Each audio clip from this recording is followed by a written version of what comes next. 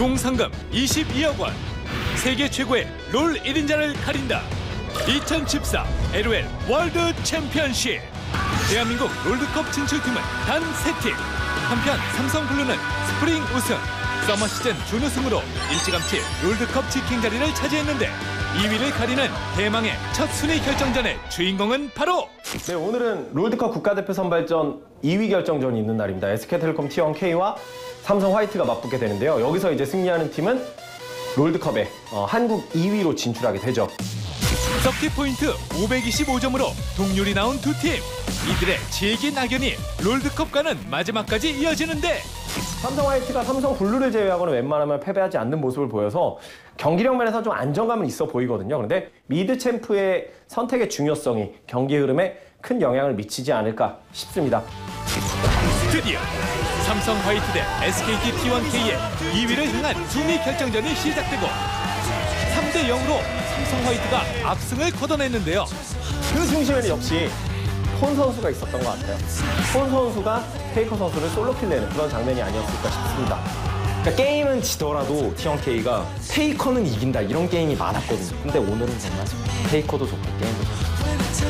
첫 경기 모두를 놀라게 만든 페이커의 탈론 픽.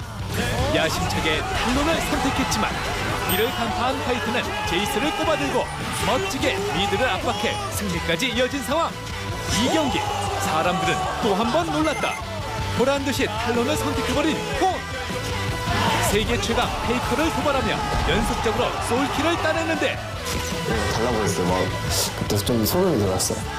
롤드컵은 좀 힘들었어라도 갈 수는 있었을 것 같은데 페이커 선수를 따는 건 엄청 힘들어서 저는 페이커 선수를 딴 게 오늘 더 인상 깊었던 것 같아요. 이로써 사상 최초 형제팀이 동반으로 롤드컵에 진출하게 된 삼성. 이번에 롤드컵을 처음으로 나가는데 저번 시즌보다는 좀 좋은 성적을 내면서 블루만 4강에서 안 만나면 우승할 것 같아요. 9월 8일이면 중국팀까지 총 16개 팀이 모두 가려지는 가운데 전 세계 최강자는 과연 누가 될지 끝까지 확인하세요. 지난 시즌 대한민국 남심을 뜨겁게 달궜던 월드 오브 탱크가 다시 돌아왔다. WGL APEC 2014 시즌2. 월드 오브 탱크 아시아 전장을 점령하라. 드디어 월드 오브 탱크가 시즌2로 다시 인사드립니다. 안녕하세요. WGL APEC 2014 시즌1에서 아시아 1위 팀인 팀 이등전시를 4대2로 잡아내며 아시아 태평양 지역 최강자로 우뚝선 초대 우승팀 아레떼. WGL APEC 시즌1에서 아시아 최강이 됐어요. 게임 내 유저들 반응을 보면 조금 더 스피디하게 전개가 됐기 때문에 훨씬 더 이전 리그에 비해서 재밌다는 평이 많았었고요. 아레떼가 실버 시리즈에서 이제 또다시 경합 펼치는 게 아니라 골드 시리즈에 이제 올라가 있는 상태이기 때문에 더 재밌어졌다. 전 시즌 우승자로 아레떼가 골드 시리즈에 올라가 있는 가운데 실버 시리즈 최강팀은 누가 될지 궁금해지는데요. 시즌 1에서 좋은 모습 보여줬던 노유니컴, DCWTF, 팀 프로필 이번 시즌에 또 왕자의 자리가 비어있는 이 난세에서 새로운 히어로로 등극을 하지 않을까. 새로운 어떤 신생템의 출현도 또 하나 기대하는 측면이 있지 않을까 생각됩니다. 이렇게 치열한 승부가 기대되는 WGL APEC 시즌2. 지난 시즌1과 비교해 달라진 점이 있다는데 어떤 점이 달라졌나요? 실버 시리즈, 브론즈 시리즈가 6주로 진행이 됐었는데 4주로 조금 짧아졌다는 거. 그리고 좀 더 스피디한 경기 진행을 위해서 10분짜리 경기가 7분으로 줄었습니다. 더욱더 다이나믹한 박진감 넘치는 대회가 되지 않을까라는 생각이 듭니다. 10분의 경기를 7분으로 단축. 보다 적극적인 전략으로 보다 화끈한 플레이로 더 알차고 화려하게 돌아올 WGL APEC 2014 시즌2. 정말 열화 같은 성원으로 많은 분들이 함께하는 아주 뜨거운 방송이었는데요. 기다려주신 팬분들의 성원에 보답하기 위해서 아주 치열한 경기가 펼쳐질 것 같습니다. WGL APEC 시즌2도 여러분들의 많은 사랑을 부탁드리겠습니다. 다시 시작되는 남자들의 뜨거운 도전. 8월 30일 오후 2시. 그 뜨거운 열기를 절대 놓치지 마세요. 지난 시즌 한국과 중국의 치열한 대결 끝에 중국의 쩡거이가 우승을 차지했던 바로 그 리그. 오랜 기다림 끝에 드디어 돌아온 하스스톤 한중 마스터즈 시즌2. 예선 때 참여도 좀 더 율도 높았고 지난 대회에 나온 선수가 없죠, 거의. 많은 얼굴들이 바뀌었고 더 검증된 강자들이 많이 올라왔다라는 생각을 전 하고 있거든요. 시즌 1과는 확연히 다른 16강 진출자들. 그중 단연 눈에 띄는 두 사람이 있었으니 두 시즌 연속 16강에 진출한 신규성과 시즌 1 우승에 빛나는 중국의 정거이. 두 선수 모두 오랜만에 보니 정말 반가운데요. 저는 뭐 지난 시즌의 우승자인 강력한 성거이 선수, 그 선수의 플레이를 또 기대하게 될 수밖에 없고 지난 시즌 드로이드, 주술사 등 직업을 가리지 않는 뛰어난 실력을 선보이며 최승아, 정한수를 비롯 쟁쟁한 실력자들을 차례로 격파한 정거이. 멋지게 세레머니까지 하는 정거이. 지난 시즌에 조금 아쉽게 탈락했던 뭐 페가소스 선수도 페가소스 선수. 시즌 1 16강 중국 선수 우양과의 경기에서 풀세트 접전 끝에 아쉽게 탈락했던 신규성은 다시 한번 예선을 거쳐 유일하게 2번 연속 16강 진출에 성공. 하스스톤 한중 마스터즈에 재도전장을 내밀었습니다. 기존 선수들 외에도 트위치 시청자만 수만 명에 이르는 TSM 소속의 인기 게이머 정영수부터 이 시대 최고의 마법사 김건중이 속해 있는 골드코인의 이정환까지 신흥 다크호스들의 기세도 만만치 않은 모습. 플레이도 아주 강력합니다. 그래서 기대를 좀 크게 걸고 있고 이렇게 한층 더 치열해진 하스스톤 한중 마스터즈 시즌2. 그 성대한 시작을 알리는 16강 대결이 9월 1일부터 4일까지 총 4일간 펼쳐질 예정인데요. 블리즈컨에 진출할 수 있는 티켓 나머지 2장이 걸려 있지 않습니까? 우승하면 무려 10만 달러. 시즌 1보다 더 재밌을 거고 e스포츠 최강의 나라는 한국이다라는 것을 보여줄 수 있었으면 좋겠습니다. 과연 8강행 티켓은 누가 거머쥐게 될지 블리즈컨을 향한 마지막 기회. 9월 1일 더욱 화끈하고 짜릿해진 한중 마스터즈 시즌2. 그 화려한 시작을 함께하세요.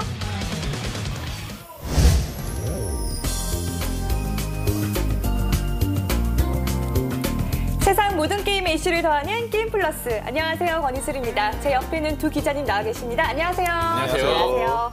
네, 롤드컵 티켓 1차 판매가 30분 만에 매진이 되었다고 합니다. 30분 만에 판매 매진 대단하죠? 네. 더군다나 뭐 다이아몬드석이랑 플래티넘석이죠. 5만 원이 다 넘습니다. 그런데 이 티켓은 10분 만에 매진이 됐어요. 정말 롤드컵을 기다리는 LOL 팬들의 어떤 기대감이 어느 정도인지 확인할 수 있는 기회였습니다. 네, 최초로 형제팀이 동반 진출에 성공하고 오늘과 내일 경기로 롤드컵 진출 마지막 팀이 가려지게 되는데요. 어제는 나진실드 와치 선수가 맹활약을 하면서 KT 블리츠를 3대0으로 압승을 거뒀습니다. 네. 이제 오늘은 그 KT 에로즈와 이제 또 그 결정전을 치르게 되는데요. 에로즈는 역시 또 이 그 서머 시즌의 우승팀 아닙니까? 그렇죠. 그래서 네. 어떤 결과 나올지. 그리고 또 내일은 이 디펜딩 챔피언이죠. 롤드컵의 디펜딩 챔피언인 SK텔레콤 T1의 K팀하고 또 오늘 승리팀하고 또 붙게 되는데요. 네. 어떤 결과가 될지 굉장히 기대가 큽니다. 네, 토요일 경기까지 지켜봐야 되겠습니다.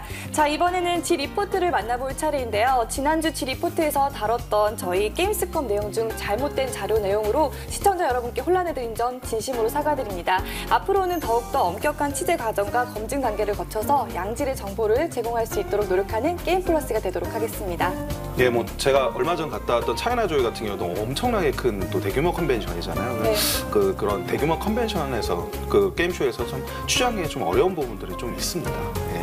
네, 알겠습니다. 시청자 여러분들께 다시 한번 진심으로 사과드리면서요. 이번 주 G리포트도 함께 하시죠.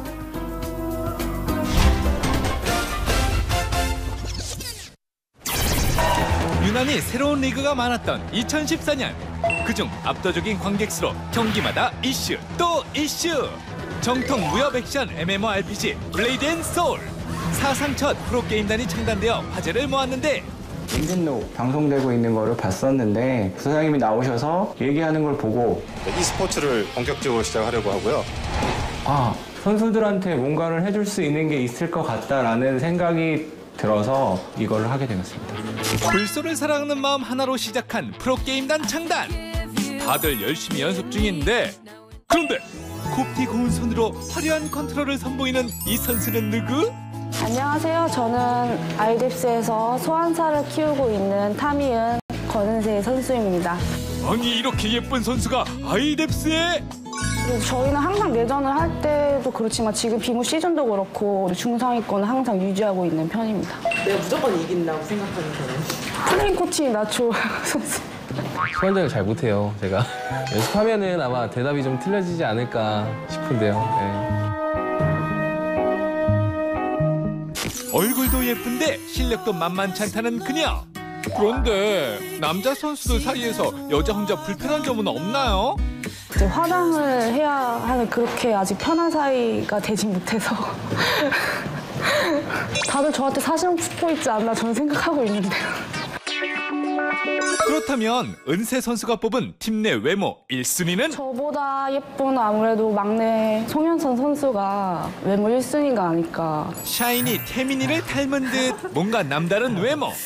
같은이신 것 같은데 진짜. 야, 너 잘생겼어. 제가 좀 약간 꾸미는 거에 좀 신경을 많이 쓰는 스타일이라. 촬영 직전 대표님의 외모 그뿐 아니라 팀원들 모두의 헤어와 메이크업을 꼼꼼히 손봐준 두 사람. 아니 그런데 어디서 많이 본 이 얼굴? 최근 열렸던 화제의 리그 비무제에서 4위를 차지한 강덕인, 그리고 그의 라이벌이자 비무제 3위를 차지한 김신겸. 이번에 임진록 때 이벤트전에서 올킬하고요. 비무제 경기에서 대활약을 펼쳤던 김신겸. 꼭 집으라면 이제 김신겸 선수가 좀. 볼트 형이 제 라이벌이라 하는데 그건 인정은 하는데. 아, 한참 미치죠 얘가. 한참 미치지. 저런 말은 좀 아닌 것 같은데. 지금 당장 붙어서 이길 수도 있어요? 아, 지금 당장 뭐 붙어도 당연히 제가 다 이길 것 같아요. 그래서 준비했다. 강덕인, 김신겸 선수의 라이벌 매치. 최강자들의 대결 시작. 시작하자마자 빠르게 떨어지는 강덕인의 체력. 이대로 포기할 순 없다. 열심히 반격해보지만 결국 김신겸의 승. 좀 더 연습하으리라. 이렇게 다른 프로게임단보다 자유롭고 쾌활한 아이뎁스 팀. 연습도 경기 분석에도 열심이지만 그 누구보다 특별한 한 가지가 있었으니. 야, 얘들아 정리하고 야, 운동하러 가자. 여기는 인천의 한 승마장.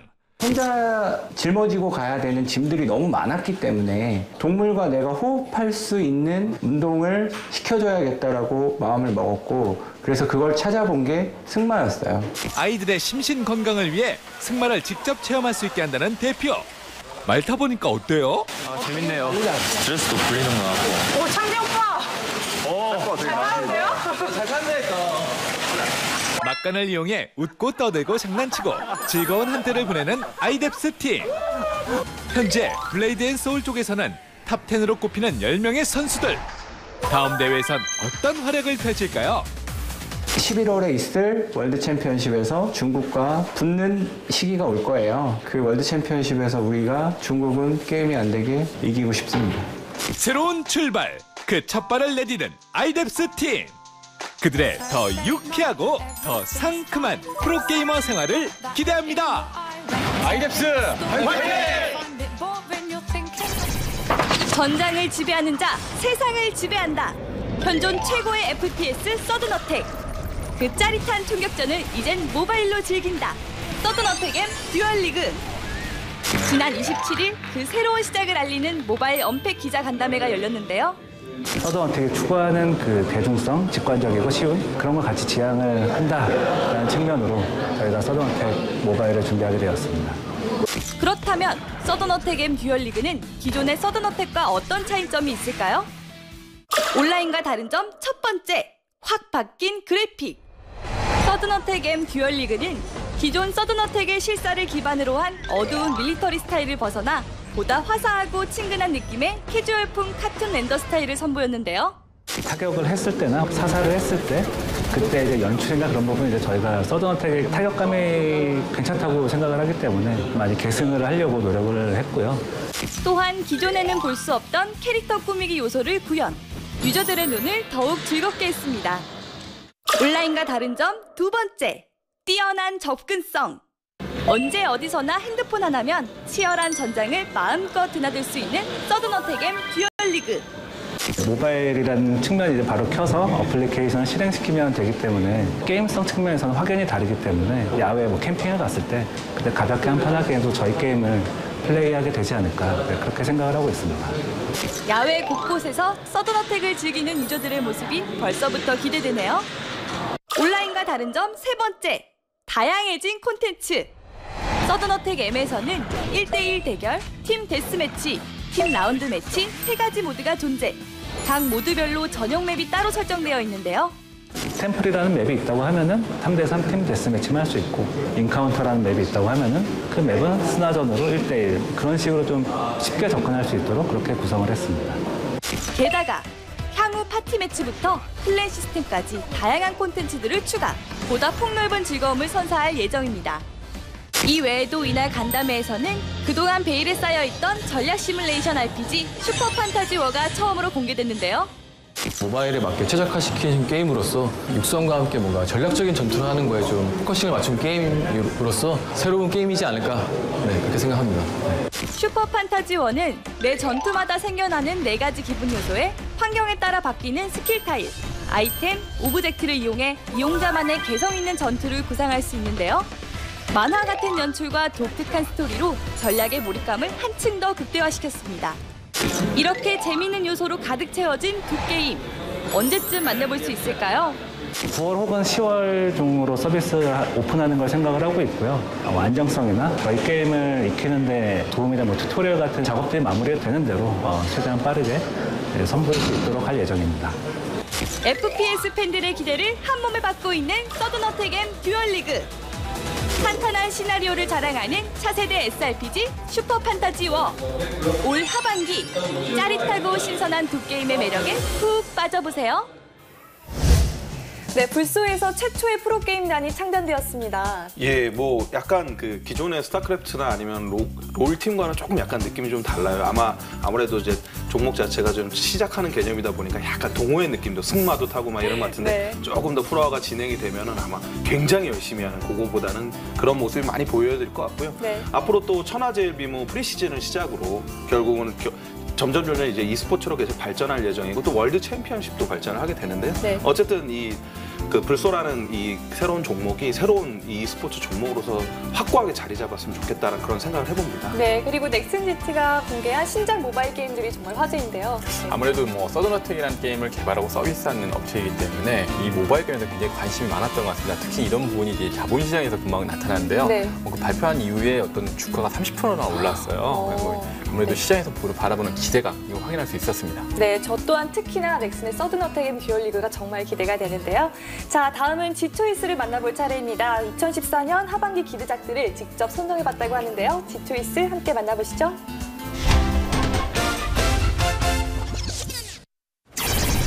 게임 플러스의 적절한 선택, 지초이스의 오상권. 사실 말이죠, 저희가 요즘에 너무 그 예능이라는 얘기를 많이 듣다 보니까 우리가 도대체 무슨 정보를 주는 거냐 이런 좀 지적들이 많이 들어오고 있어요. 사람들이 전부 다 이것만 기억하는데 니코니코니 니코니코니 이거밖에 기억이 안 남는 건 저희 문제가 아니에요, 사실. 그렇죠. 사람들은 그밖에 안 보인다는 거는 네. 오타쿠는 여러분 친구자, 가족, 동료일 수 있습니다. 가장 중요한 건 죄가 아니라는 거예요. 그렇죠. 그렇습니다. 자, 그래서 저희가 오늘은 좀 특별하게 정말 정보라는 것이 무엇인가? 정말 그 고품격 정보 방송이라는 건 이런 것이구나. 자, 저희가 현재 8월인데 말이죠. 네. 이제 8, 9, 10, 11, 12 총 4개월 정도가 남았는데 여러분들이 반드시 한 번쯤은 즐겨야만 하는 어떤 그런 초대작 게임을 오늘 좀 소개를 해드리려고 해요. 아, 그렇습니다. 네. 자, 오늘 여러분들에게 하반기 초기대작 소개해드리도록 하겠습니다. 이미 출시 예고만으로도 게임 시장에 새바람을 불러일으키고 유저들을 고민에 빠뜨린 하반기 대작 게임들. 그중에서도 제일 먼저 주목해야 할 오늘의 첫 번째 게임은 가장 먼저 소개해드릴 게임 운명의 데스티니. 헤일로 개발사의 신작, 잃어버린 인류의 운명을 찾아 떠나는 차세대 MMORPG 데스티니. 이게 그 메인 트레일러죠. 이 영상 사실 게임이 나온 부분이 아니기 때문에 일반 유저들은 이 영상을 보고 판단할 수밖에 없어요, 사실. 그렇죠. 가장 그 큰 셀즈 포인트죠, 유저들한테. 그렇죠. 그 약간 헤일로 느낌도 약간 나긴 났어요, 저는. 맨 처음 봤을 때. 네. 근데 사실상 이런 그 SF풍의 그 FPS 종류는 장르라고 보는 게 맞을 것 같아요. 거의 막 헤일로 장르라고 봐야죠. 그렇죠. 그래픽은 매우 준수한 느낌? 구성마다 왜 그 독특한 컬러가 있지 않습니까? 네. 예를 들어서 뭐 사막화 행성, 지금처럼 나오는 사막화 행성 뭐 아니면 밀림이 우거지면서 이런 식으로 그런 느낌을 나쁘지 않게 잘 살렸어. 이런 그 번지 스튜디오 같은 경우는 폐허의 느낌, 뭐 기회화된 문명 혹은 그 사막화된 그 행성, 밀림 우거지면 이런 것들 잘 살리기 위해 유저들에게 좀 더 그 흥미진진한 그 경험을 제공해 줄 수 있지 않을까 그런 생각을 합니다. 이제 드디어 게임 화면 나오는데 일단 뭐 기본적으로 그냥 FPS 게임 같은 그런 느낌이에요. 그렇죠. 뭔가 되게 뭐 색다르다던가 뭐 이런 거를 찾기는 좀 어려운 부분은 좀 있습니다. 아직까지는. 영상으로 봤을 때는 네. 뭐 그런데 그 중요하게 봐야 될 게 광원 효과입니다. 그림자라든가 이런 것들이 잘 지금 딱 봤을 때 추운 지방이잖아요. 딱 느낌이 그런 걸 얼마나 잘 살렸는지. 그 외에 이제 그 나오는 이런 UI라든가 그 데미지 표시 이런 것들도 스무스하게 녹아 있다는 게 자체가 기술력의 증거예요. 이런 것들이. 그리고 현재 그 발표한 내용들 중에 뭐가 또 있냐면 PVP 시스템이 또 적용이 되면서 어디에 뭐 플래그를 꼽는다든가 이런 여러 가지 모드들을 계속해서 발표를 할 예정이기 때문에 추가를 할 예정이기 때문에 데스티니는 그냥 지금 보여지고 있는 이런 그냥 우주괴물 때려잡는 뭐 그냥 일반적인 FPS가 아니라 또 어떤 그 모드들이 계속해서 추가가 될지도 굉장히 기대가 많이 되고요. 정말 동료와 함께 야 우리 어디로 가자. 요즘은 또 이런 그 보이스 채팅이 잘 되어 있으니까 지구와 화성 우주를 막 넘나드는 그런 모험을 할 수 있다는 거는 그 일단 스케일에 일단 우와 그래픽은 말할 것도 없고요. 과연 얘들이라면 MMORPG 우리가 생각하는 MMORPG 그 장르의 장점을 제대로 살렸을 것이다. 그리고 지금 데모만 봐도 기대되는 사람들이 너무 많습니다. 그 외에 데스티니가 기대작인 어떤 뭐 다른 이유들 뭐 이런 게 좀 더 있을까요? 물론 표정도 달라지는데 뭔가 있구나 이거. 그렇죠. 혹시 그 비틀즈 아십니까? 레디비 알죠, 레디비. 아, 비틀즈를 모를 수가 없습니다. 그렇죠. 음악 하나로 전 세계를 평정한 영국의 전설적인 록그룹 비틀즈. 폴 맥카트니 아시죠? 알죠. 예, 비틀즈 멤버는 아십니까? 폴 맥카트니. 또 폴 맥카트니. 여기까지 하고 그 폴 맥카트니가 주제곡을 담당을 했어요. 그래서 그 사람이 게임을 봤을 거 아니에요. 보면서 그 세계관을 작곡도 하고 했을 거 아니에요. 그걸 보면서 그렇게 딱 만들었는데 게임이 재미없으면 그게 무슨 개쪽입니까? 거품격이네요. 네. 역시 정보 프로그램답습니다. 네. 뭐 그리고 또 한 가지 더 있습니다. 가장 큰 게 기대하는 이유 중에 하나가 그 프리오더 아시죠? 네. 예약 구매자. 예약 구매자가 460만입니다. 어마어마하군요. 그게 다 산 게 아니라 이게 번지, 세계관, 스토리, 폴 맥카트니, 예약 구매. 그 정도로 어마어마하게 기대가 되는 게임이라는 거죠. 기대작으로서의 가치 제대로 확인시켜준 어마무시한 게임 데스티니. 그렇다면 데스티니의 뒤를 이어 등장할 두 번째 하반기 기대작 게임은? 데스티니를 이어서 바로 또 기대작이 발매가 될 예정이죠? 그렇습니다. 네, 어떤 게임인가요? 어쌔신 크리드 유니티입니다. 프랑스 대혁명 시대를 무대로 미션을 수행하라. 오픈 월드 잠입 액션 게임 어쌔신 크리드 유니티. 딱 보면은 이제 무언가 사람을 이제 사형시키는 그런 장면 볼 수 있죠. 이 딱 분위기 자체가 일단은 유럽으로 돌아왔구나. 우리가 저 시대 때 유럽을 살아본 적이 없지 않습니까? 그럼요. 네. 뭐 책이나 뭐 아니면 영화 이런 데서 읽었을 건데 그래도 딱 봤을 때 저 때는 저랬을 거야 라는 그런 느낌이 잘 살아있다는 게 일단은 이 프랜차이즈의 강점이죠. 이게 바로 어쌔신 크리드의 어떤 그 말 아니겠습니까? 군중들 사이를 여기서 자 빨리 자 칼을 물론 주인공이 이겼겠죠. 이 다음이 중요했어요. 이 영상이 저 없는 녀석은 누군가. 그냥 쟤를 구하는데 저게 중요합니다. 목걸이. 저 마크가 그 템플 기사단 마크예요. 그렇게 되면은 어느 정도는 적과의 동침. 초반부터 끝까지 제일 많이 대립하는 가장 큰 적이 템플 기사단이에요. 그렇죠. 쟤는 템플 기사단인데 왜 쟤를 구하지? 그럼 왜 같이 싸워? 이거 뭐지? 혼돈의 카오스가 돼요.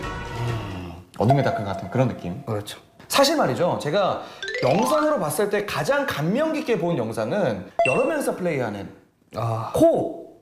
이것은 분명히 무언가 미션을 하나를 쥐어주고 4명의 유저가 그 방에 들어가서 그 미션을 수행을 한다. 뭐 이런 느낌인 건데. 그렇죠. 연계에서 뭐 이쪽에서 내가 주의를 끌 테니까 네가 어디가. 그건 거예요.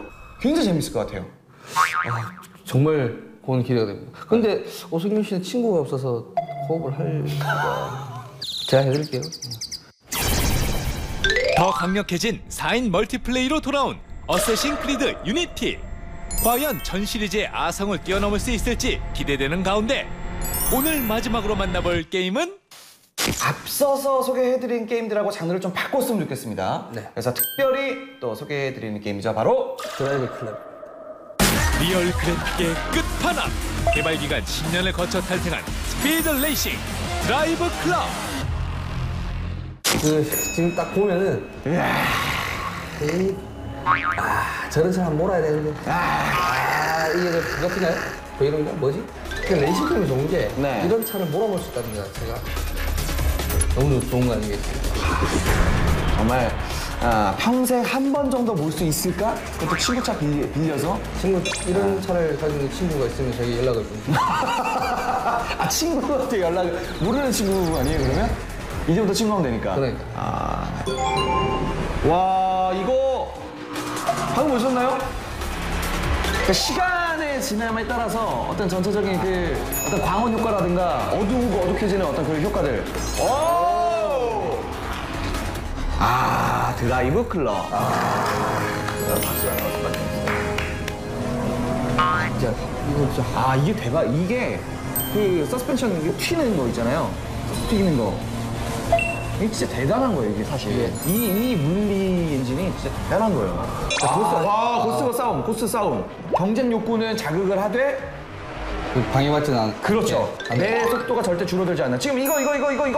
지금 상대방을 지금 제쳐낸 거죠. 이게 약간 그냥 딱 느낌이 진짜 딱 분노의 줄줄 같은 그런 느낌이 든다니까 이게. 팀 플레이 묘미.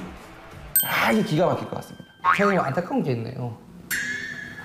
오성윤 씨는 이거 얘기하지 말라고. 친구가 없어서. 그래 하지 말라고. 이게 있잖아 한 명. 데스티니, 어쌔신 크리드 유니티, 드라이브 클럽으로 살펴본 올 하반기 기대작 베스트 3. 혼자해도 즐겁고 다 같이 플레이해도 재미있는 기대작들을 직접 선택하고 즐기며 평가해보는 건 어떨까요?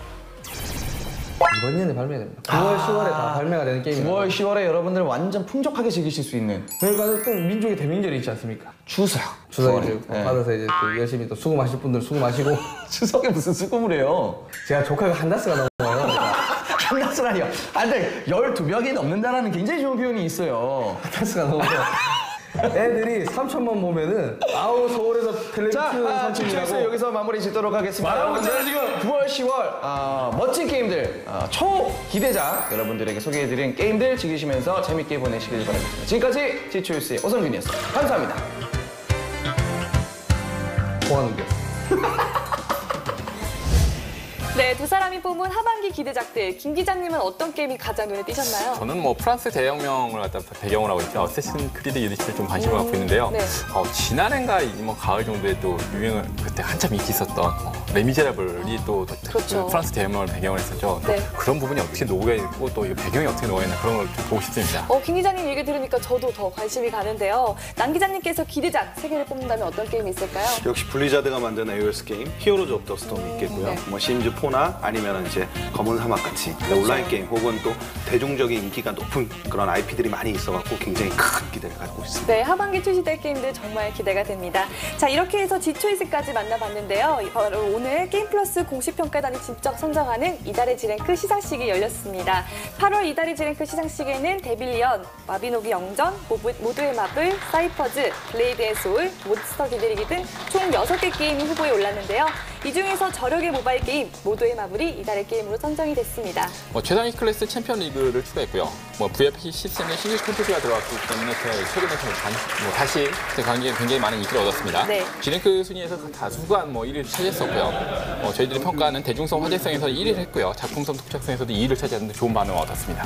모바일에 최적화된 플레이죠. 역시 우리가 예전에 보드 게임으로 즐겼던 부루마블을 정말 이 모바일에 최적화된 그런 게임이라는 부분에서 굉장히 저력이 뛰어난 것 같습니다. 그리고 또 이 국내에서만 하는 게 아니라 또 어떻게 보면 한국을 넘어서 태국, 중국, 일본 등에서 해외 시장 공략에 또 박차를 가하고 있던 부분들이 있고요.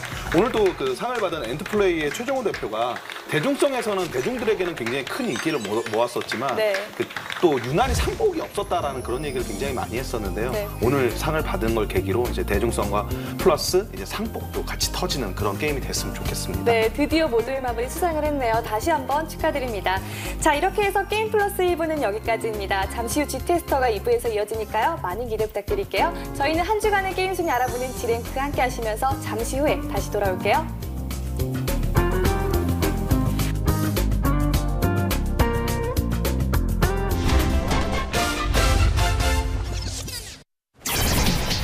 한 주간의 게임 순위를 알아보는 G랭크 8월 마지막 주 온라인 게임 랭킹 탑 20입니다.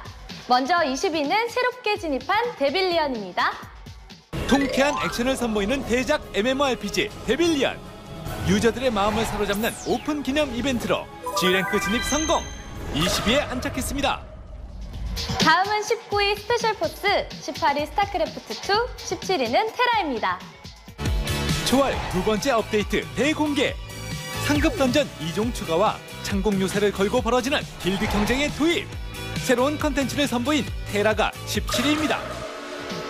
16위는 마비노기 영웅전, 15위 월드 오브 워크래프트, 14위는 이카루스가 차지했고요. 13위는 사이퍼즈, 12위는 메이플 스토리입니다. 메이플 스토리 웰컴 이벤트. 스페셜 밸류 팩으로 유저들에게 핫한 즐거움을 선물하며 순위 업! 12위에 올랐습니다. 계속해서 11위 리니지2, 10위 워크래프트3, 9위 디아블로3, 8위는 던전앤파이터입니다. 던전앤파이터 2차 각성 실시. 훨씬 화려해지고 강력해진 4명의 여마법사들. 오버마인드, 이클립스, 지니 위즈, 아슈타르테. 여마법사들의 대변신으로 8위를 차지했습니다. 다음은 7위 블레이드 앤 소울, 6위 스타크래프트, 5위 아이온, 4위 리니지, 3위는 서든어택입니다. 단 2주 동안 즐긴다. 서든어택 대난투 모드. 킬수에 따라 달라지는 무기로 빠른 액션을 즐기자. FPS의 최강자 서든어택이 3위. 2위는 피파 온라인3가 차지했는데요. 과연 이번 주 1위는 어떤 게임이 차지했을까요? 신규 전설급 스킨의 끝판왕 베이가를 공개해 유저들의 눈길을 사로잡은 리그 오브 레전드가 1위를 지켰습니다.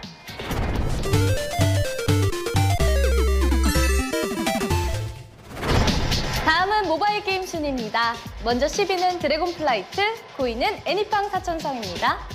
한층 업그레이드된 애니팡 사천성. 신규 스테이지 추가와 공간을 자유롭게 넘나드는 닌자패의 등장. 더욱 풍성해진 애니팡 사천성을 만나보세요. 계속해서 8위는 애니팡, 7위 블레이드, 6위는 캔디 크러쉬 사가, 5위는 피파 온라인3 모바일, 4위는 몬스터 길들이기입니다. 몬스터 길들이기 시크릿 쿠폰을 찾아라. 숨겨진 쿠폰 번호를 찾으면 매일 다양한 아이템을 쏜다. 증정 이벤트로 순위 업! 4위에 올랐습니다. 다음은 3위 애니팡2, 2위는 쿠키런이 차지했는데요. 그렇다면 이번 주 1위의 주인공은 스페셜 카드팩 출시로 매출액 2위를 기록한 모두의 마블이 1위를 차지했습니다. 축하드립니다. 8월 마지막 주 G랭크, 지금까지 온라인 게임과 모바일 게임 순이었습니다.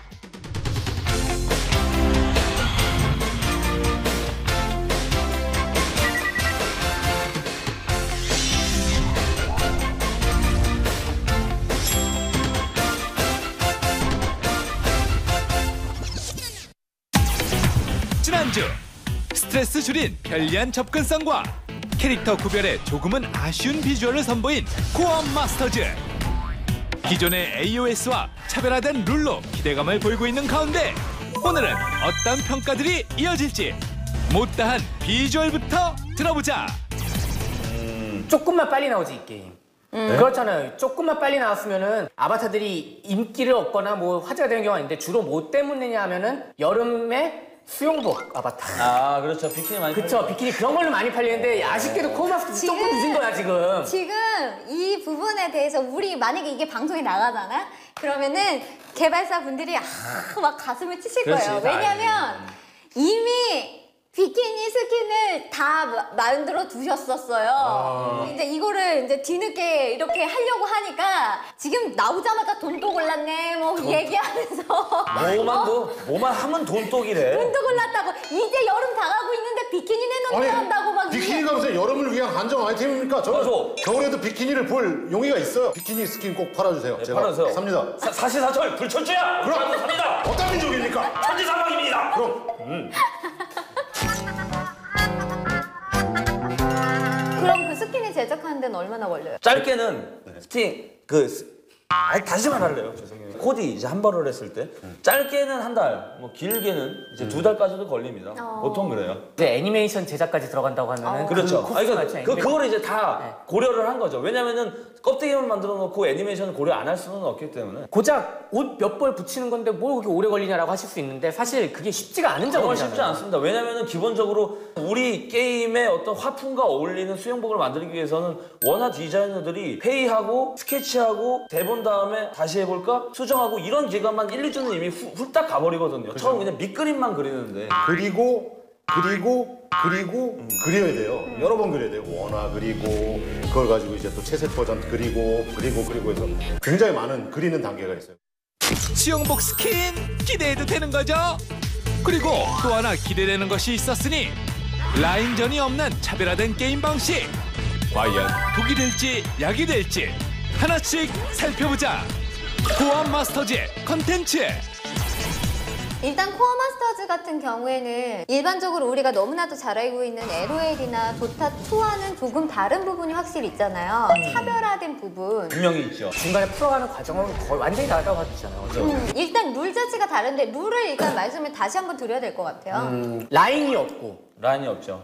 오브젝트들이 있고 중간중간 여러 가지 그 길이라고 부르만한 건 있지만은 의미가 없고 정확하게는 포지셔닝의 개념이 희박하죠. 그러니까 그렇죠. 탑, 미드, 서포트, 원딜 이런 개념이 그러니까 그 희박하죠. 길을 지키고 있어야 될 이유가 그렇죠, 거의 그렇죠. 없죠. 전투의 그 거점이 되는 위치가 계속 바뀌는 상황이기 때문에 그걸로 빨리빨리 이렇게 대처해서 움직여야 되는 상황이죠. 간단하게 말씀드리면 게이트에서 코어 빼서 코어 가지고 저쪽 가디언을 쓰러뜨리면 이게 되는 간단한 룰이죠. 그러니까 적의 본진을 부수는 것도 그냥 가서 때리면은 효율이 안 나오고 코어를 갖다가 게이트를 부숴가지고 그 안에서 코어를 얻어가지고 그 코어를 가지고 찍어야 되잖아요. 그렇죠. 그러니까 일종의 어떻게 보면은 캡처 더 플래그 CTF라고 하는데 FPS에서 자주 보이는 CTF 룰을 갖다가 AOS 장르에 되게 결합을 했다?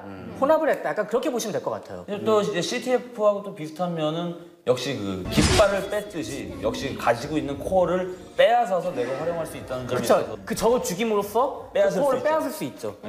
그런 점에 있어서 과정이 분명히 다른데 이게 재밌게 받아들여지면 신선한 거고 너무 달라서 모르겠다라고 하면 생소해서 버려지는 거고 그래서 이 생소함과 신선함이라는 주제에 대해서 제가 하나 그래프로서 보여드릴 게 있습니다. 있나요? 뭔가 있어 보여 오늘. 그래서 준비했지. 김성회의 G 스케치북.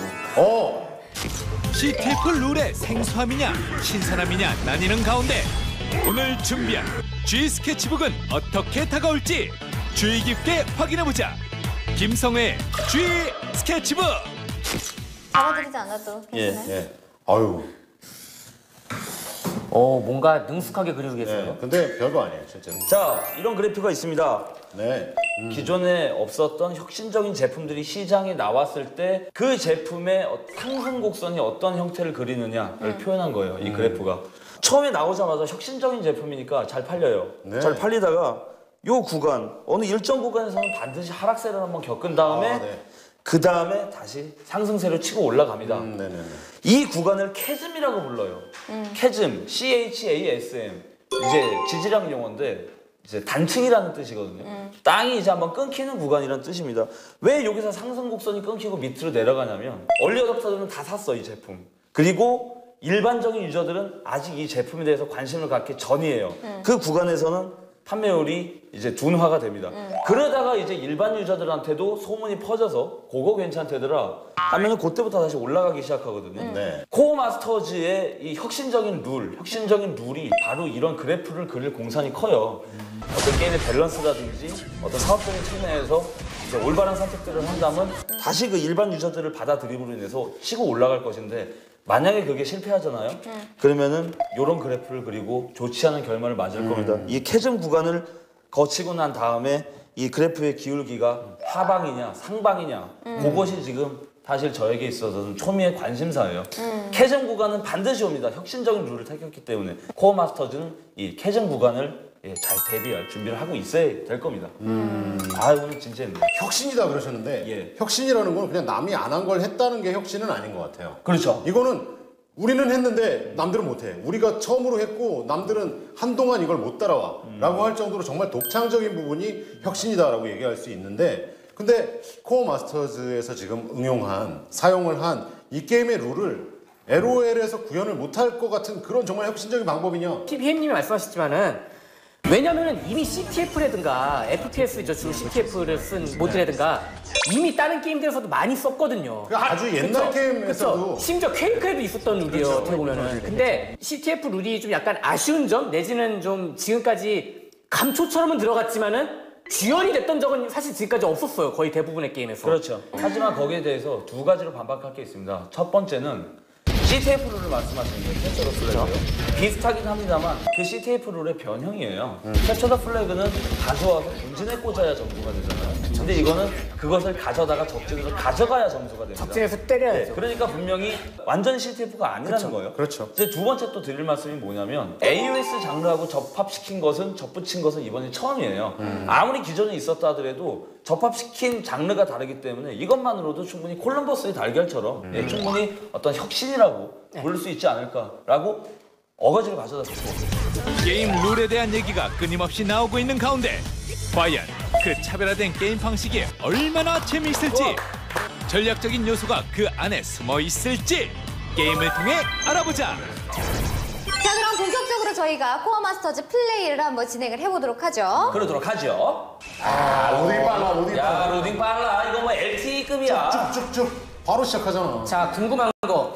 이 게임도 캐릭터 조합이 필요한가요? 뭐 예를 들어서 방어형 한 명에 마법형 2명 뭐 이런 식으로 조합이 필요한가요? 아직까지는 뭐 그런 우리 LOL의 이유 조합 뭐 이런 거 그런 것처럼 이렇게 정형화된 그런 건 없는데 그래도 근거리가 하나 정도는 있어주는 게 좋다라는 유저들의 이야기는 있더라고요. 버텨줘야 되거든. 몸빵 있어야 되거든. 근데 딱 보시면 아시겠지만 뭐 머무르는 시간이 별로 없이 가 진짜 많이 이루어지기 때문에 그런 부분에서 시원함 확실히 존재하는 거지. 근데 한타를 계속해서 지속하고 라인전이 거의 없다시피 하다는 건 또 장점이기도 한데 양날의 검이기도 한 게 한타 재밌잖아요. 근데 한타만 계속하다 보면 마치 클라이막스가 처음부터 끝까지 있는 그런 영화처럼 완급 조절이 안 되는 느낌이에요. 나중에 한타가 좀 지루해지는 그런 느낌도 있어요. 좀 주목할 만한 게 F키의 존재거든요. F 어떤 키예요?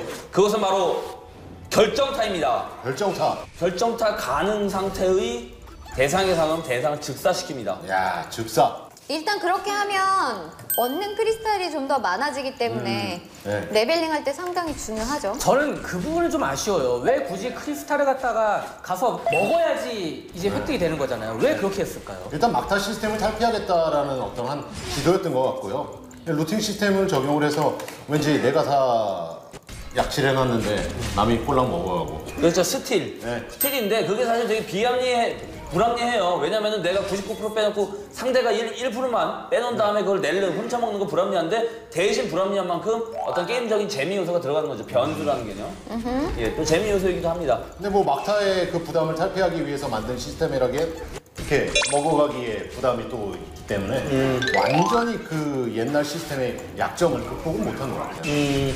이렇게 딱 보면 미식 축구 같다는 생각도 확실히 들어요. 네, 맞아요. 이제. 그 적이 어쨌든 일반적인 공격보다는 코어 블래스트를 통해 가지고 본질 치는 게 훨씬 더 효율이 좋으니까는 저 코어를 두고서 이제 서로 치고받고 싸우고 남이 가진 코어를 빼앗고 이제 돌진하고. 일단 혼자서 다 드시게 적팀에서 코어를 다 드시게 한 다음에 기다렸다가 오는 거 끊어 먹어서 그걸로 상대를 잡고 바로 해도 되거든요, 사실. 근데 그런 경우에 만약에 적을 못 죽이면은 어떻게 되는 건가요? 못 죽이면 일 나는 거죠. 이게 지금 그 잡는 것 중에 전략 중에 하나가 이 문 앞에서 상대가 코어 블러스터를 하러 오면 이 앞에서 잡은 다음에 코어를 다량으로 뺏어서 한꺼번에 백도어를 하는 방법. 그래서 그걸 역으로 또 노려서 하나 미끼로 던져주고 뒷문으로 돌아가서 나머지 인원들이 다 코어를 성공시키는 방법도 있고요. 전략은 무궁무진합니다. 사실 좀 아쉬운 게 저는 우리 아군끼리는 코어 서로 주고받아서 나눠줄 수 있는 거? 나는 여기까지야. 네가 좀 전달해. 뭐 그런 것도 괜찮겠다. 예, 근데 그 시스템적으로 구현하려면 한 2개월, 3주 정도 더 필요합니다. 끊임없는 한타로 지루해질 수는 있지만 전략적인 요소는 무궁무진하다는 거. 그렇다면 캐릭터에는 어떤 차별화가 있을지 살펴보자. 저희가 또 AOS 게임 하면 마스터에 대한 이야기를 또 빼놓을 수가 없는데. 잠깐만요. 캐릭터에 해당. 캐릭터죠. LOL은 챔피언, 히어로즈 오브 더 스톰은 히어로, 그리고 도타2는 영웅이고 코어 마스터즈는 마스터. 어쨌든 캐릭터.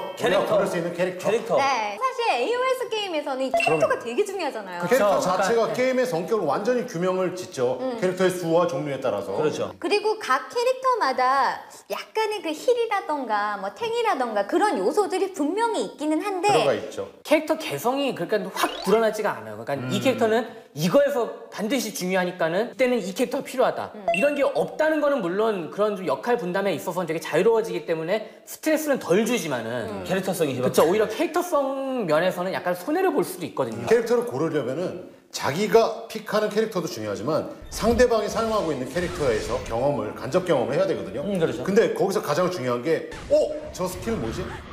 저 스킬 뭐지? 저 스킬을 딱 보고 나서 이야 저거 완전히 장난 아니야. 난 다음에 나도 제해하고 저 스킬 써야지. 코어 마스터즈에서는 저는 별로 못 느꼈어요. 그러세요? 스킬이 좀 과장되게 연출이 돼서 그걸로 이렇게 좀 감명을 받는다거나 아니면 내가 썼을 때 우와 이거 완전 좋아. 나 이거 맨날 해야지. 이런 느낌이 좀 없어요. 35개의 캐릭터가 등장을 하잖아요. 이 35개의 캐릭터들이 밸런스? 그걸 너무 신경을 썼다는 느낌을 갖다가 맞아요. 밸런스가 굉장히 잘 맞아 있어요. 예. 1대1로 만나면은 박빙이에요. 박빙. 내가 이기나 제가 이기나 그래서 늘 조마조마하긴 한데 신캐릭들은 늘 OP로 만들잖아요. 그래, 오버파워. 네, 그런 느낌을 좀 못 받으니까 지금 이제 똑같이 있는 마스터들 사이에서 비슷한 싸움이 하니까 뭐 다음에 쟤를 해야 될 이유도 딱히 모르겠고. 이게 밸런싱, 즉 캐릭터 간의 이제 공평함은 항상 유저들의 가장 이제 집중 대상인데 그 밸런싱의 개발사가 너무 집착하잖아요. 그러면 결국 뭐가 나오냐면 가위바위보가 나와버려요. 이 지구상에서 가장 밸런스 잘 맞는 게임은 가위바위보밖에 없거든요. 근데 가위바위보가 게임으로 나오면 재밌을까? 아니거든요. 너무 밸런스에 집착하다 보니까 캐릭터성 자체를 잃어버린 느낌이에요. 캐릭터성이 부족한 반면 밸런스는 오히려 너무나도 잘 맞아 아쉽기만 한데 과연 유저들의 생각은 어떨지 사연을 통해 직접 확인해보자. 레나의 유저 톡! 이번 주도 피해갈 수 없습니다. 무엇을요? 코어 마스터즈도 피해갈 수 없습니다. 그게 뭔데요? 바로 유저톡이죠. 유저분들의 그 사연을 속 시원하게 풀어드리는 대장국 같은 코너군요. 네. 예. 정말 캐릭터 잡기 힘들어요. 포프린 목소리를 하겠습니다. 그냥 하면 안 돼요? 그것만은 포프린 목소리를 하겠습니다. 힘들 것 같아. 포린 포프린 이번엔 더 잘할게요. 포린 포프린 벌써 매너리즘에 빠진 코마 유저 제목입니다. 맵이 작아도 너무 작아요. 규칙도 너무나 단순해서 게임 패턴이 맨날 거기서 거기 같아요. 기적의 한타도 역전하기도 어렵고 코어를 모아서 그냥 테러하면 이기는 거라 게임 내 상황에 있어서 경우의 수가 너무 적은 거 아닌가요? 게임을 더 다양하게 즐기고 싶은데 어떡하면 좋죠? 포린 제가 해볼게요. 레나 씨 이게 얼마나 고통을 주고 있는지 본인은 모르고 있는 것 같은데 본인이 한번 느껴보세요. 어떻게 하는지 알아요? 어떤 느낌인지 봐봐. 보세요. 더 높게 그렇지.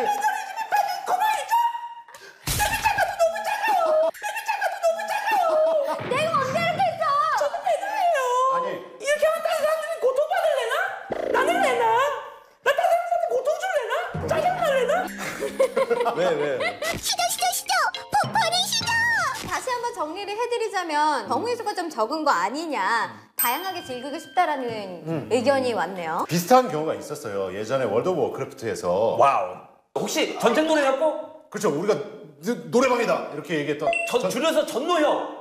노래방이었어요. 전노래만. 전국 노동자 협회 말씀하시는 거죠? 아니에요. 그냥 노래방. 전장 중에 노래방. 네, 노래방. 간단하게 CTF 룰이었거든요. 노래방에서 와서 그냥 꽂으면 되는 그런 룰이었잖아요. 근데 되게 간단한 룰인데 되게 다양한 방법이 생겼어요. 어떤 때는 드루이드가 변신해서 잡아갖고 뛰어오고 어떨 때는 전사가 잡고 주변에 이제 수호 도적들이 감싸고 어쩔 때는 사냥꾼이 치타상 켜고 그렇죠. 뛰어! 그러면 이제 전체 파티가 이제 그렇죠. 와! 백샷 뛰고 되게 다양한 룰이 생겼던 거 봐서 룰보다 다양한 마스터를 가지고 다양한 전략이 나올 것 같아요. 나올 것 같은데 아직은 초기 단계라서 유저들의 학습도가 좀 낮아서 그런 거 아닌가라는 생각도 들긴 들어요. 물론 룰을 좀 복잡한 룰로 아니 뭐 소환사의 협곡이라고 있는 LOL에서 그 맵이 어떤 AOS 장르에서 되게 다 쓰이잖아요. 솔직히 그 삼거리 타입 맵이 그 원래 오리지널에 한번 도전해 보는 것도 나쁘지 않은 이벤트로 한번 해보면 되겠다. 그러니까 다른 어떤 모드도 좀 생각을 해보시는 것도 좋지 않을까. 마치 LOL에서의 칼바람처럼 말이죠. 그렇죠. 코어 마스터즈에 대한 모든 평가를 마친 G-테스터. 과연 코어 마스터즈의 최종 평가 점수는? 코어 마스터즈는 필사의 노림수다. 레드오션 AOS 장르의 소프트 빅뱅은 파격적인 게임 룰이라는 노림수를 들고 뛰어들었습니다. 이 차별화된 룰에 유저가 보여줄 반응은 신선함 혹은 생소함 둘 중에 하나일 것입니다. 과연 이 필사의 노림수가 통하여 신선함으로 비춰질지 아니면 생소함으로 받아들여져 외면당할지 그 결과가 궁금합니다. 제 주의 포인트는요, 접근성 3점, 비주얼 3점, 콘텐츠 3점입니다. 코어 마스터즈는 편의점 삼각김밥이다. 편의점 삼각김밥은 누구나 간편하게 한 끼를 해결할 수 있다는 점에서 좋은 음식이라고 할 수 있죠. 코어 마스터즈 역시 마찬가지입니다. 기존 AOS 장르에 있었던 여러 가지 스트레스 요소들을 갖다가 과감하게 해결했다는 점에서 누구나 가볍게 또 캐주얼하게 즐길 수 있다는 장점이 있습니다. 기존 AOS 장르에서 좀 피로감을 느끼셨던 분들 혹은 스트레스를 받아가지고 떠나셨던 유저들 그런 분들이라면 한 번쯤 관심을 가져봐도 결코 후회하지 않을 것이라고 생각합니다. 코어 마스터즈에 대한 제 G포인트는요. 접근성 3점, 비주얼 3점, 그리고 콘텐츠 4점 드리겠습니다. 코어 마스터즈는 새로움과 친숙함의 콜라보레이션이다. 코어 마스터즈는 기존 AOS와는 다른 진행 방식의 새로움, 거기다가 타 AOS에서 느끼던 스트레스를 대폭 줄여 새롭지만 편안함을 동시에 즐길 수 있는 게임인 것 같습니다. 그래서 제 G포인트는요. 접근성 3.5점, 비주얼 3.5점, 컨텐츠 4점 드립니다. 코어 마스터즈는 장인 정신이다. 장인 정신이라는 단어처럼 개발사는 오랜 기간 공을 들여 개발을 마쳤습니다. 하지만 조금 더 빨리 등장했었어야 하지 않을까 하는 아쉬움이 남습니다. 탑을 가기 위해서 남들의 단점을 메우는 방향보다는 가장 재미있는 것을 또한 좋은 타이밍에 출시하는 것, 이것이 최고로 중요하지 않을까 하는 당연한 이야기를 해보면서 코어 마스터즈 제 G포인트는요. 접근성 3.5점, 비주얼 3.5점, 컨텐츠 3점 드리겠습니다. 네, 오늘의 G테스터 평가 게임이었습니다. 캐주얼 AOS, 코어 마스터즈 평가가 모두 마무리가 되었습니다. 과연 코어 마스터즈가 이 한국 게임 시장의 판을 흔들 수 있을지 계속해서 저희 G테스터가 지켜보도록 하겠습니다. 오늘의 평가는 여기까지고요. 저희는 여기서 인사드리도록 하겠습니다. 다음에 더 좋은 평가로 돌아올 테니까 기대 많이 해주세요. 여러분 안녕히 계세요. 안녕히 계세요. 네, 이렇게 해서 코어 마스터즈 최종 평가를 끝으로 오늘 게임 플러스가 준비한 소식은 여기까지입니다. 어떠셨어요? 27일 정식 서비스에 들어갔습니다. 아무래도 뭐 G테스트에서 한번 방송을 해서 그런지 몰라도 굉장히 기대치가 높은 것 같아요. 인기 검색어도 오르고 굉장히 많은 관심을 갖고 있는데요. 좋은 반응 기다리겠습니다. 네, 남 기자님은요? 다음 주에 그 기자 간담회만 6개나 되더라고요. 근데 그 G스타 간담회하고 또 대통령배 e스포츠 대회 같이 가을에 주로 하는, 가을과 겨울을 그 넘나드는 그런 대회들이 한다는 거 보니까 벌써 한 해가 다 갔다고 그런 생각이 듭니다. 네, 금요일에 만나는 생방송 게임 플러스, 저희 다음 주부터는 게임 플러스 생방송이 휴방됩니다. 바로 롤드컵 특집 생방송 때문인데요. 9월 10일 수요일부터 2014 롤드컵 인사이드가 7주간 여러분들께 생방송으로 찾아갑니다. 롤드컵에 대한 많은 것들을 샅샅이 파헤쳐볼 예정이니까요. 많은 기대 부탁드릴게요. 자, 9월 10일 수요일 6시 롤드컵 인사이드로 찾아뵙겠습니다. 함께해 주신 시청자 여러분 고맙습니다.